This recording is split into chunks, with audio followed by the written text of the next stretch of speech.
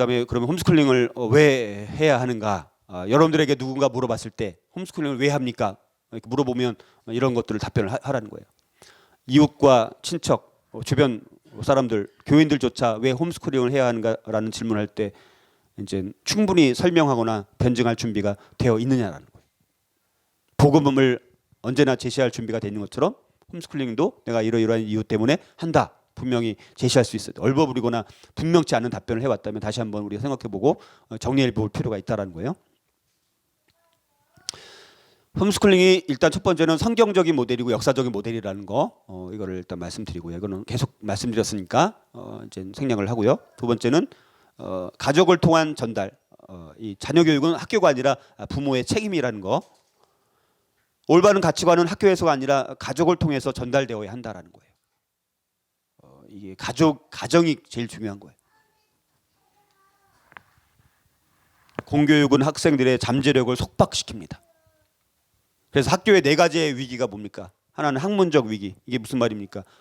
교과 과정이 너무 많아요. 학교는 배워야 될 과목이 너무 몇 개인지도 몰라요. 막 선택까지 하면 뭐 이렇게 교보문고 이런 데 가면 교과서가 종류가 너무 많아가지고 옛날에는 딱 정해져 있었는데 지금은 막 선택이 많아가지고 막 너무 방만한 과정. 그러니까 너무 교과 과정이 방만하다 보니까 정상적인 아이들도 학습 장애가 되는 거예요. 학습 장애. 그거 못 따라가면 학습 장애예요. 다 개별화가 있는데 차이점이 있을 텐데 그 표준에 못 따라가면 학습 장애가 되는 거예요. 어떤 사람들은 처음부터 늦는 아이들이 있잖아요. 걔는 그냥 늦을 뿐인데 그 기준에 못 따라가니까 장애아예요. 장애아. 정상 표준적인 아이가 장애아로 취급을 받아버려요. 여러분들 학교에 30명, 40명 있는데 어떻게 다 똑같아요. 그렇죠? 빠른 아이가 있고 늦은 아이가 있을 텐데 늦은 아이는 학교 공교육에서는 장애아로 취급받는 건 아닙니까? 그게 문제라는 것 아닙니까? 학문적 위기가. 두 번째는 뭡니까? 영적 위기예요.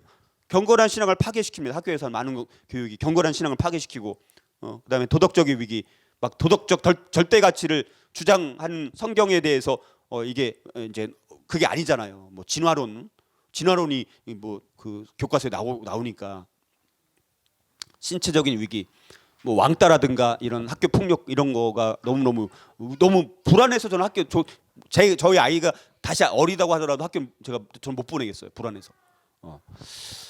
이런 여러 가지 위기가 있고요. 그 다음에 이제 공교육의 문제점 중에 하나가 또 뭐냐면 취학 준비라는 것은 이제 아까 말씀드렸다시피 어떤 아이들은 늦어요, 그렇죠? 늦은 아이인데 이 아이가 취학 준비도 안 된 아이가 학교를 가버리는 거예요. 준비가 안 된 아이인데 나이가 됐기 때문에 가는 거예요. 근데 가서 보니까 좀 뒤떨어지기 시작해요. 그러다 보니까 준비가 덜 된 아이인데 근데 거기서는 못 취급하는 거예요. 쟤는 뭔가 느린 아이고 뭔가 모자란 아이고 아둔한 아이야.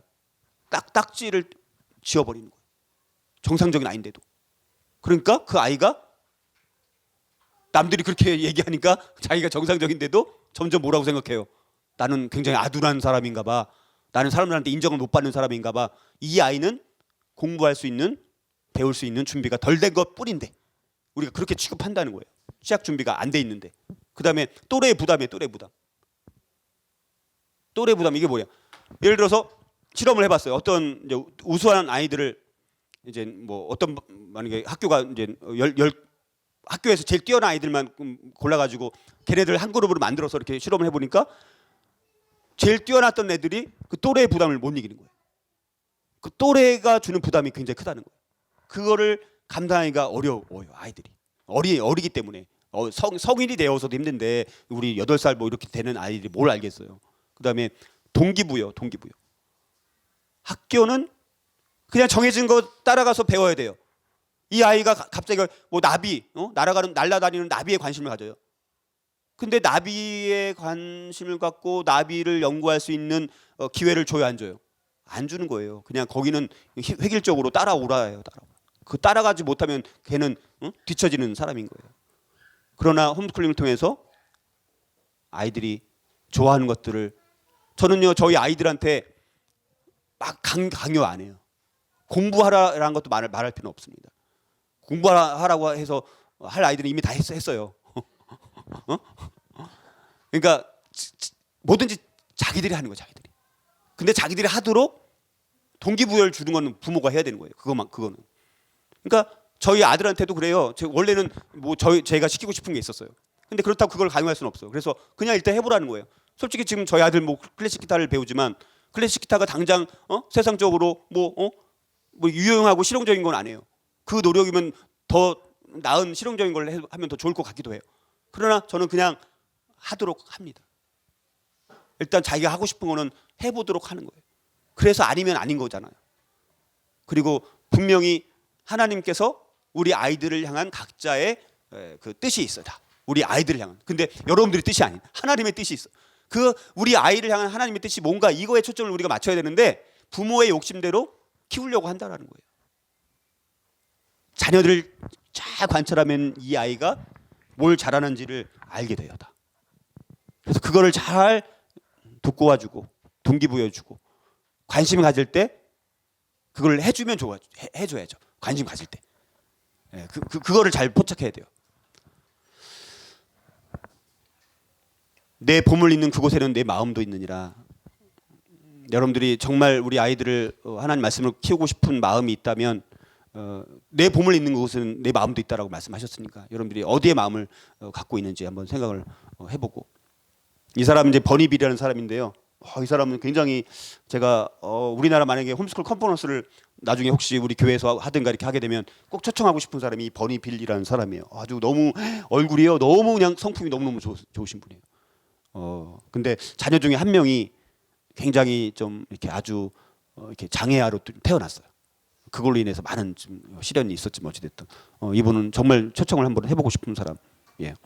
하나님을 배제한 학교에서 8시간 9시간 그렇게 방치했을 때 과연 그 아이들이 하나님 말씀으로 얼마나 잘할 수 있을까? 그리고 일주일에 한 번 주일날 와가지고 주일학교에서 전도사한테 요즘엔 또 다 개그 콘서트처럼 막 재밌게 하고 이렇게 웃겨야지 애들도 막 주목하니까 그 내용 안에 뭐가 있겠어요? 일주일에 한 번 주일날 가서 그거 무슨 예배 드린 것 같고 무슨 아이들이 말씀으로 훈련이 되겠습니까? 그게. 그다음에 이제 학교 수업에 10가지 무제적 읽고 넘어게 여러분들이 뭐 다 학교 수업은 깊이 없는 유대 관계를 창조하고 적절한 권위와 애정의 유대 관계를 파괴하고요. 학교 수업은 경건한 도전 대신에 경쟁의 분위기를 조성합니다. 다 공감하시죠? 부모의 통제를 벗어난 이 문화의 변화를 창조하는 학교 수업과 부모들은 투쟁해야 한다라는 가치. 그래서 계속 투쟁하고 뭐 요즘 뭐 한참 드라마 있었던 게 뭐예요? 스카이 캐슬이라는 거 그런 거.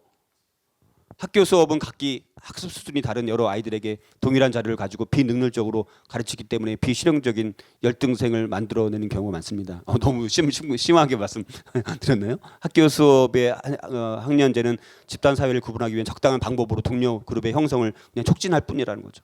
학교 교실에서 남녀의 합반은 자연스럽지 못한 상황을 만들 수 있고 다른 가족의 아들 딸들은 그들 부모의 권위 아래에 통제되는 환경에서만 오직 함께 할 수 있다는 거. 뭐 이렇게 몇 가지 있습니다. 이거는 뭐 자세히 그냥 넘어가고요. 결론 교실 학교 수업의 문제는 뭐냐? 학교는 우리 아이들을 무식하고 규율 없는 하나님에 반대하는 도덕에 반대하는 가족에 반대하는 폭력지향적인 자유보다 방종을 선호하는 사람으로 훈련시킬 수 있다. 이게 좀 그런 위험성이 있다라는 거 그냥 말씀드리고요. 그다음에 이제 부모를 우리 부르신다는 거 홈스쿨링의 어떤 그 영적인 부분들. 하나님께서 아까 신명기 쇠마 명령을 통해서 우리가 살펴본 것처럼 홈스쿨링으로 우리를 부르신다는 하나님의 명령이 있고요. 잃어버린 지상 명령 아까 말씀드렸던 쇠마 명령, 이 홈스쿨링 명령, 수직적인 지상 명령 이게 우리가 다시 이제 되찾아야 될 잃어버린 지상 명령이라는 부분들 우리가 이걸 아까 이제 정리를 했었습니다. 그다음에 인성 교육에 여러 가지 이점이 있다는 거예요. 그래서 우리 사실 성품이라는 거는 사실 어디서도 안 가르치잖아요. 성품 그렇죠? 성품은 어디서도 안 배웁니다. 그런데 제일 중요한 게 성품 아닙니까? 저희 딸은 그러더라고요. 신앙 좋은 사람보다 성품 좋은 사람을 만나고 싶다고. 만약 신앙은 좋다고 하는데 성품이 개떡 같은 이런 사람들도 많지 않습니까? 그러니까 성품이 좋아야 되지 않습니까? 그러니까 홈스쿨링은 성품 교육을 많이 할 수 있어요. 그리고 보다 효과적인 가르침이 가능하다라는 거예요. 개인 교습 방법이잖아요. 홈스쿨링은 집에서 자녀를 가르치는 부모는 학교가 안고 있는 어쩔 수 없는 문제로 고민하거나 싸울 필요가 없다라는 거예요. 두 번째는 집에서 자녀를 가르치는 부모는 단 한 사람 독보적인 교사로서 자녀에 대한 기쁨을 만끽할 수 있어야 되는데 처음에는 고통스러워요. 홈스쿨링 처음에는 힘들어요. 괜히 홈스쿨링 해갖고 이거를 어떻게 해야 되나 막 그렇지만 그 맛을 알아가면요 기쁨이 있고 행복이 있어요. 1대1 교습으로 집중도를 높일 수 있어요. 의사소통이 가능하니까 충분히 얘기를 해서 풀어나갈 수 있어요. 개인 교사는 학생의 숨소리까지 들을 수 있고 학생의 필요와 관심사에 세심한 주의를 기울일 수 있어요. 학교는 뭐 몇십 명이니까 다 얘가 무슨 관심이 있는지 관심도 없어요. 근데 자기 진도 나가는 게 중요하지. 홈스쿨 부모의 경우 가르치는 대상이 자신의 살과 피이기 때문에 그 노력을 다함에 있어서 대단한 동기부여를 갖고 있어서 이제 더 희생적이 될 수 있다는 거죠. 교사보다. 가정의 개인 교습은 사회 전반의 타락으로 사립 비숙 학교에서까지 침투한 유해한 영향으로부터 자녀를 보호할 수 있고요. 집에서 배우는 아이들은 실제적인 학습 방법론과 체험 학습을 자유롭게 활용할 수 있다. 그다음에 불건전한 여러 가지 환경을 피할 수 있다. 이건 이제 장점이에요. 홈스쿨링이 잘 활용될 때 이게 되는 거지. 홈스쿨링 하면 자동으로 이렇게 된다는 건 아닌 거예요. 그걸 여러분들이 잘 분별을 하셔야 돼요. 그래서 융통성이 더하고 그다음에 홈스쿨링은요 사회성을 더 기를 수 있다는 거예요. 이게 공감이 가시나요? 왜 그럴 것 같아요? 여러분들 그러면 학교 가는 아이들은 다 사회성이 좋아야 되잖아요. 맨날 사람들이 하는 어른들이 하는 얘기가 뭐예요? 홈스쿨링 하니까 얘가 무슨 집에서만 키워갖고 무슨 사회성이 있겠냐 맨날 잔소리 듣는 게 그거 아닙니까? 근데 사회성은 어디서 형성이 될까요? 사회성 가정에서 형성되는 거예요. 가정에서 사회성이 형성이 잘 된 아이들이 학교 가서도 사회성이 좋은 거지. 학교 가는 아이들이 모두 사회성이 다 좋으면 그게 맞겠지만 그렇지 않잖아요. 그거는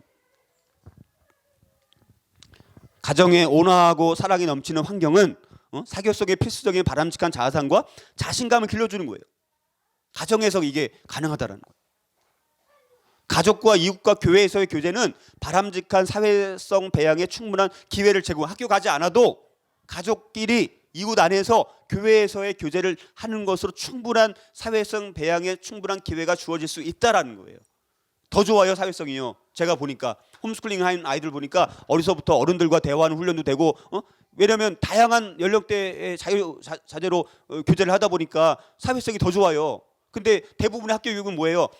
몇 년 동안 12년 넘게 늘 또래 같은 학년 같은 나이 아이들과 12년을 잘한 거 아닙니까?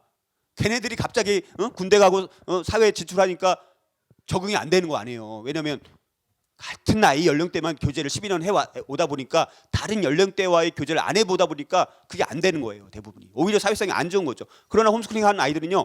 사회성 굉장히 좋아요. 저희 아들이 이제 19이지만 우리 교회 어떤 40 정도 되신 집사님이 그러더라고요. 시온이를 향해서 쟤는 자기 친구 같다고 얘기하더라고요. 친구 같다고. 한 20살 차이 나는데 친구 같다는 거예요. 그러니까 사회성이 더 좋았지 더 나쁘진 않아요. 훨씬 더 좋아. 이거는 비교가 안. 저는 사회성만큼은 어떤 것보다도 비교가 안 돼요. 그다음에 건강한 자아 존중감, 비난과 조롱과의 단절을 우리가 할 수 있다는 거예요. 체력 증진은요. 사실은 이게 제일 어려운 부분이 체력 증진이에요. 홈스쿨링은 막 집 안에다 사육하는 거예요. 사육. 운동을 시키지 않고 집에서만 잘하니까 사육시키는 거예요. 그리고 맨날 그리고 새끼를 다 집에서 해 먹어야 되니까 얼마나 힘들어요. 또 잘 먹어요. 홈스쿨링 하는 아이들은요. 잘 먹어요. 저희 아이들도 얼마나 잘 먹는지 몰라요. 그리고 이제 그러니까 체력은 운동은 따로 이렇게 잘 관리를 하셔야 돼요. 홈스쿨링 하면서. 성경에 근거한 행복한 가족 연합을 위해서도 꼭 필요하다. 자, 그래서 기타 여러 가지 뭐 장점들이 많이 있는데요. 우리 아이들이 너무 둥지에서 새가 너무 둥지에서 일찍 밀려난 새들은 못 살고 죽어버려요. 마찬가지예요. 우리 아이들도 너무 일찍 밀려나 버리면 오래 못 사는 거예요. 어려움을 겪어요. 자기 주장이 강하고 섬세하고 미완성인 채 미처 준비되지 않은 어린 자녀에게 정규 교육을 시작하는 것 또한 성장 단계에서 아주 어려움이 예상되고 거기서 정말 강하게 살아남는 애들만 성공하는 거예요. 그리고 뭐 세상에서 말하는 뭐 출세하고 뭐 성공한다고 그러는 거지 그게 몇 프로나 돼요. 몇 프로. 그 나머지는 다 희생양이에요.